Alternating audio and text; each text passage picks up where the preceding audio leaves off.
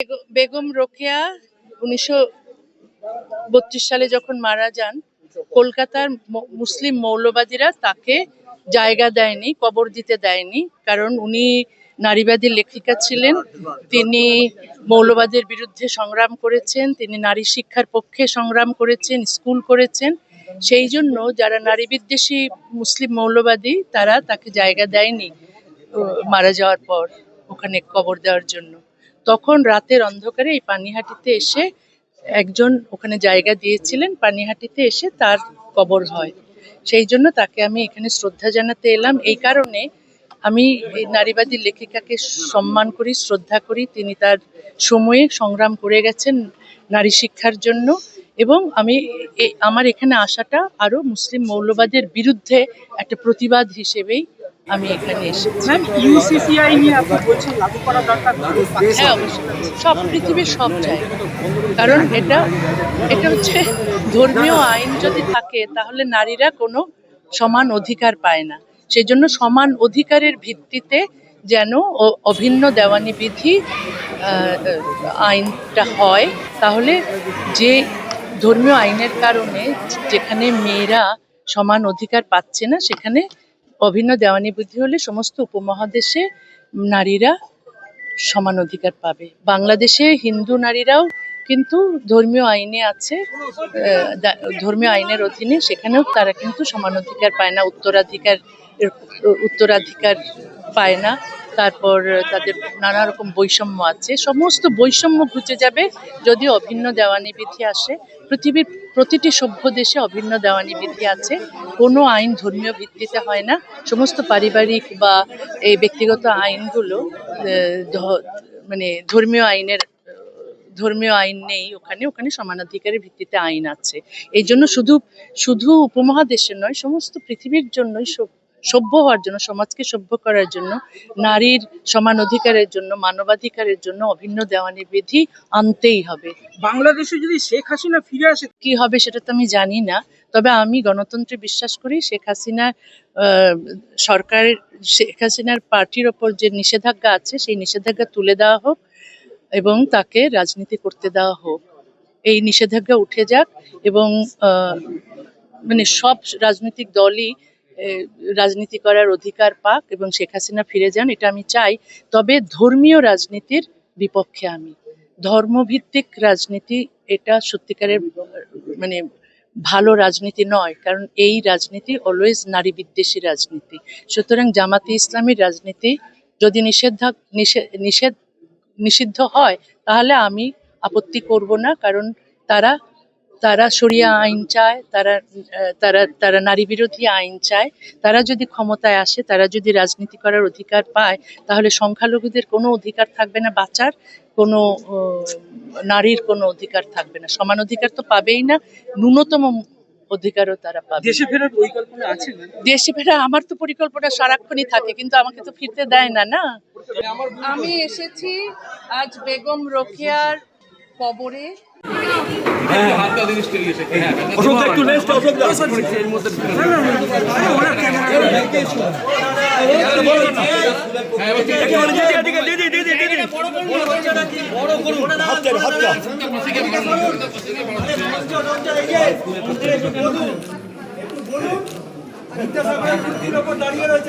আমি কিছু কথা বলবো না।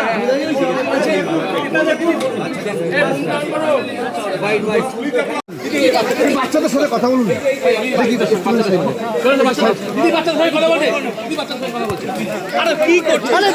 দিদি দিদি সরে যান দিদি প্লিজ।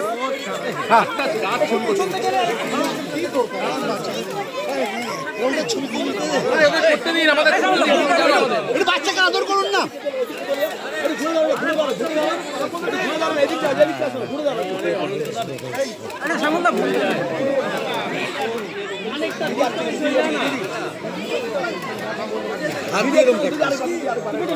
উনিশশো 1932 সালে কলকাতায় উনি যখন মারা যান তখন মুসলিম মৌলবাদীরা বেগম রোকেয়াকে কলকাতায় কবর দিতে দেয়নি, কারণ উনি নারীবাদী লেখিকা ছিলেন এবং তিনি এই ধর্মান্ধতার বিরুদ্ধে প্রতিবাদ করেছিলেন। এবং নারী বিদ্বেষী যে পুরুষতান্ত্রিক সমাজের সমালোচনা করেছিলেন। সেই কারণে মৌলবাদী ধর্মান্ধ লোক মুসলিম সমাজের ওরা কলকাতায় তার কবর দিতে দেয়নি। তখন একজন লোক এই পানিহাটিতে একজন প্রগতিশীল মুসলমান থাকতেন, উনি বলেছিলেন বেগম রোকেয়ার আত্মীয় স্বজনকে যে যেন খুব গোপনে তার লাশ যেন পানিহাটিতে তার জায়গা ছিল সেই জায়গা তিনি দিয়েছিলেন যেন বেগম রোকেয়াকে কবর দেওয়া হয়। 1932 সালে কলকাতায় কোনো কবরে জায়গা না পেয়ে রাতের অন্ধকারে তাকে এখানে কবর দেওয়া হয়েছিল। আমি আজকে এসেছি বেগম রোকেয়ার কবরের কাছে, কারণ তিনি মৌলবাদীদের বিরুদ্ধে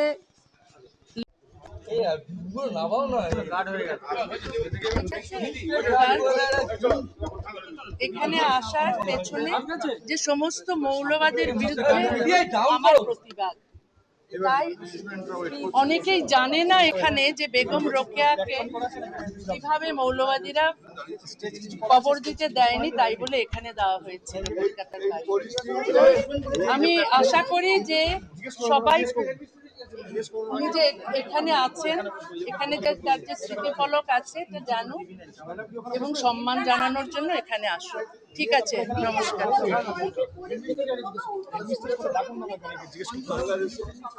কি পরিস্থিতি? হ্যাঁ, না না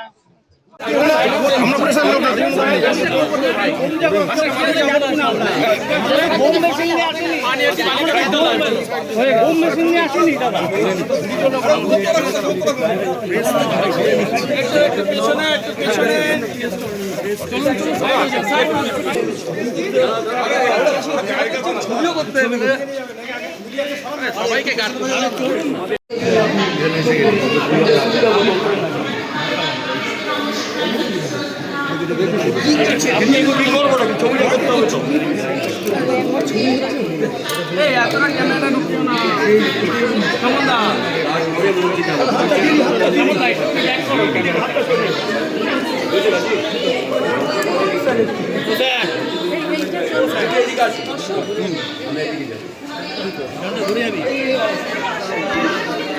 থেকে ডেকে